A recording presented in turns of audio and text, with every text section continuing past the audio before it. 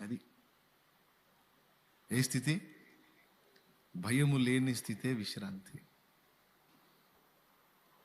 నా స్టార్టింగ్ స్టేజ్లో ఒక సేవకుల సదస్సుకి వెళ్ళాను నేను. దైవజనులు అందరూ కలుస్తారు, అక్కడ ఒక దైవజనుడు వాక్యం చెబుతాడు, అందరం వింటాం. పెద్దలు ఉన్నారు అక్కడ, పెద్దలు. నా వెనక చాలా మంది దైవజనులు వస్తున్నారు. అన్న వందనాలంటే అన్న అందరికేమో చేతులు ఇచ్చి వందనాలు చెప్పారు, నేను కనపడ అన్నా. వాళ్ళందరి ముందు పరువు పోయింది అది.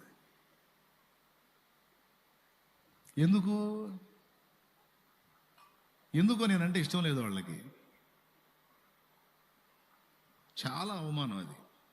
అందరికీ చేతులు ఇచ్చి వందనాలు చెప్పి స్వాగతించి నేను వచ్చినప్పుడు అని అందరు ఎదుట అన్నప్పుడు అది ఎంత అవమానం అండి. మళ్ళీ అన్యులు కాదు, సేవకులే, మళ్ళీ క్రైస్తవులు, విశ్వాసులు కాదు, సేవకులే. అలా అన్నప్పుడు హృదయం చాలా నొచ్చుకుంది. మరి వెళ్ళందేమో, తప్పదు, వెళ్ళాలి, వెళ్తాను. కానీ దాన్ని సిగ్గుగా ఫీల్ అవ్వాల.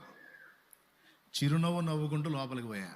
స్తోత్రం. ఎందుకంటే నేను నమ్మిన వాణిని ఎరుగుదును, సిగ్గుపడనెన్నడు, సిగ్గుపడనెన్నడు. ఈరోజు